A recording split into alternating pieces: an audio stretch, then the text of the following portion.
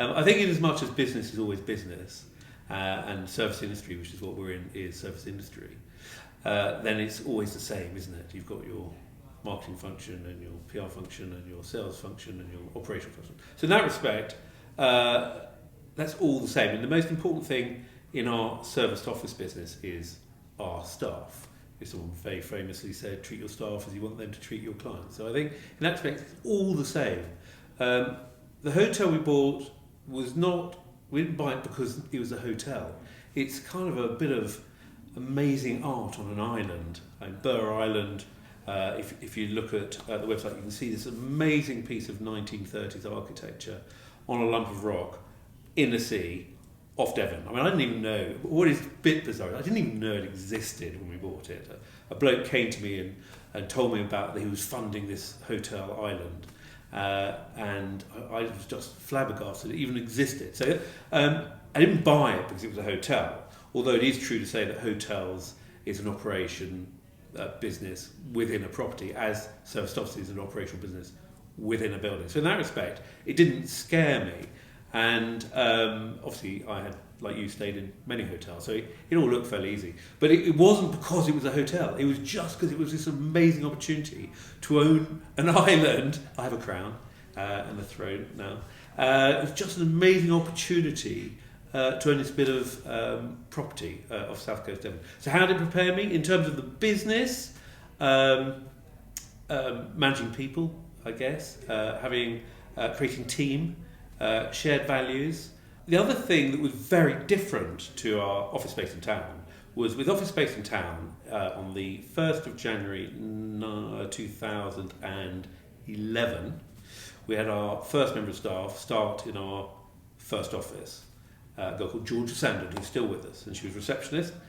She's now regional manager.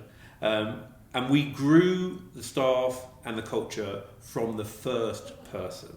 And every single person now that we employ in office space in town is interviewed by us to make sure they have our same cultural view of life. Family values would be the easiest way to put it.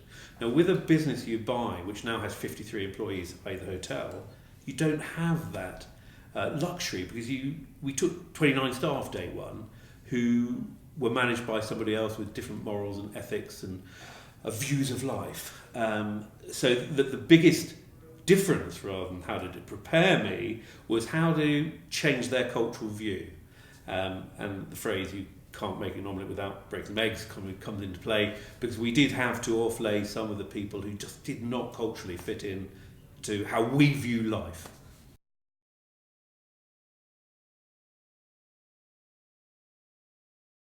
Definitely the cultural thing, because that's where we start day one in our office business, and our cleaning business as well. And we want to, and the hotel is getting there. I've got to say, it's a journey. We're only 18 months in, but we will get there. The challenge is, it's a rock 500 yards from the coast of England, and you've got a beach that's covered in water twice a day for 6 hours a time. So getting stuff on and off the island is very difficult. Getting staff to come and work on an island, which sometimes they can't get off, is difficult. Just getting your rubbish offered on the island, and the oil and food. So that is an organisational pressure. But I mean, it's not beyond the wit of man to do that, obviously. So getting the staff to come, getting them to stay, because difficult. There's not much to do in South Devon unless you're working, especially on an island. So they were the challenges, and then on top of that, which is ongoing, is the fabric of the building. Seawater is very corrosive, and so we've got metal windows, obviously, and concrete. So keeping the building in good order hadn't been that well looked after, and we spent over £1 million already, and a lot of that on stuff you wouldn't even see because it had been damaged over years and hadn't been looked after. Growing stuff on the island, and we've got an amazing gardener called Apple. No, great name. Apple the gardener, and she spends her time trying to find plants that actually grow in that environment. So everything is difficult, and that's not because it's a hotel, but that's because it's an island.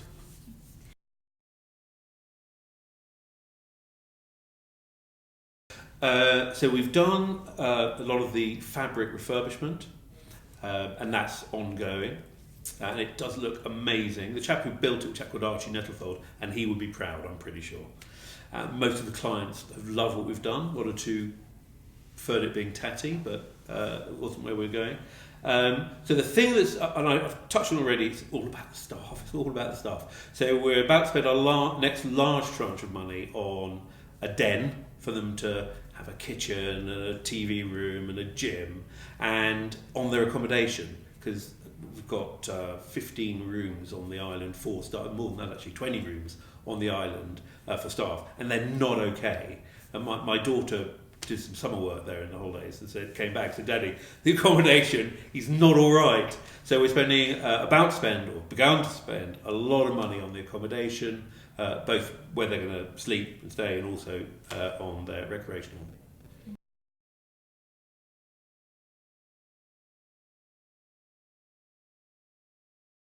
Well, I think generic challenge, because of where it is, what it is, any planning is going to be awkward with the village opposite. But they're on side. We love them, they love us. Previous owners weren't so loving, and it was not a symbiotic relationship. That definitely is more so now. And I think by then actually would have solved a lot of the problem. I think the other way around, it will get easier. So we'll have people clambering to work at the island. It'll be close, I should think, to 100% occupied by then. With the great work that Sapiens are doing in terms of PR, we're on the TV all the time. So we've grown it by 12% occupancy in our first full year, and that's been closed January and February. So it's October when we bought it. The previous October had been at 51% occupancy. We're now at 71 this October just gone. So it'll get to a place where you just can't get in, which will create other problems which as yet unknown. But I think it also will relieve us of a lot of the issues because we'll be able to spend more on the clients and on the staff. By then the building will be close to perfect, I hope. We would have added some more features, maybe a spa, maybe small bedrooms somewhere. So I think actually in 5 years I would say it'd be easier, not harder.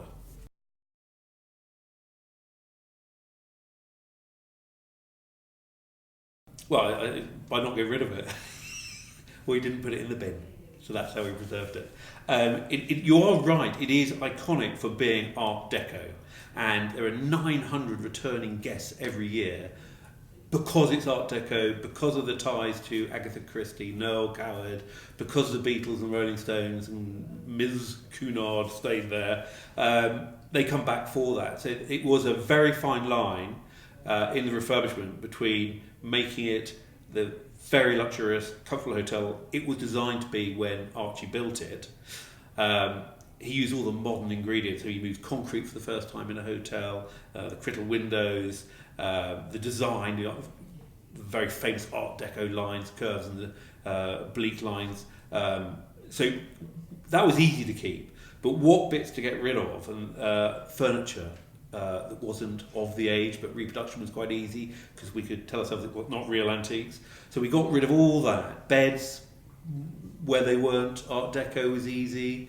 And other bits of furniture we refurbished and made them back into the beautiful antiques. That's an ongoing process.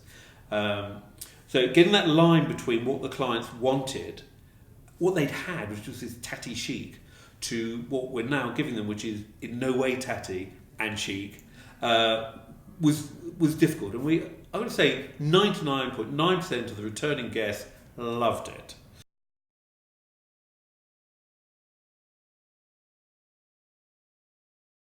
Our marketing is fabulous. And I know I'm joking, but our PR is amazing. I mean, given that it's an iconic island, it's probably quite easy to sell to the press. And the fact that you're here interviewing us about the island is probably a cue. But it's a wonderful place to film, and we've had Vogue did 14 pages. No, Harper's Bazaar did 14 pages this summer on a model shoot on the island. But they actually gave us half a page of content on the island. So I think it's one of those places that people want to film and want to be. We've got lots of TV coming out. I can't mention it now, it's very top secret. A lot of TV coming out at the beginning of next year. mainstream, main channels that will expose it to even more. And that's, I think, when it will suddenly jump to being fully occupied.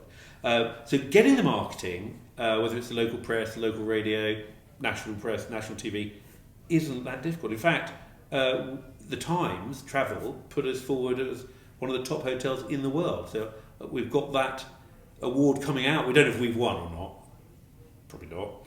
But we are shortlisted for top hotel in the world. I think that's due to its location and its prestige and the fact it's an island.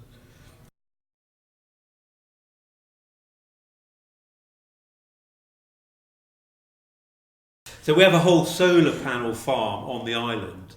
Part of that is necessity, because we have a limited amount of electricity we can get across a pipe across the beach. But also, and sometimes there are power cuts, so we have this own source electricity. And I think that culture, in terms of how we've all changed in what we're doing. I mean, this morning I was speaking to a chap about getting a fleet of electric bikes rather than using the tubes and the trains.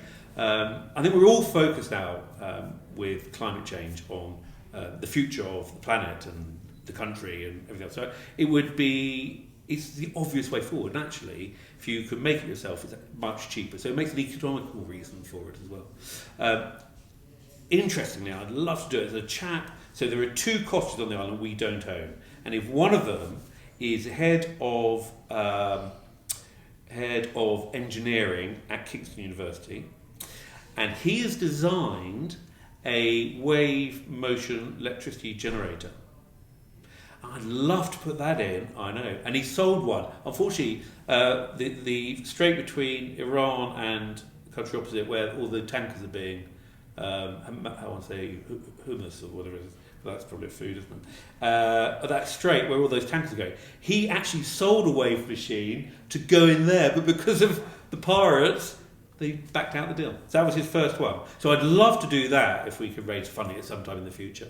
But why it's important is obvious, I think. We're all looking at the sustainable planet, aren't we? And the more we do it. We can't do wind farms. I don't think the village opposite would like that, or allow it, or planning. In terms of our food, all our food comes from a 10-mile radius. All the crab, the lobster, all the fish comes from the sea around the island, which is quite fabulous. So that's very sustainable, of course, and in terms of us and price and quality and freshness, that makes so much sense, doesn't it? So yeah, sustainability is the way we're all moving forward.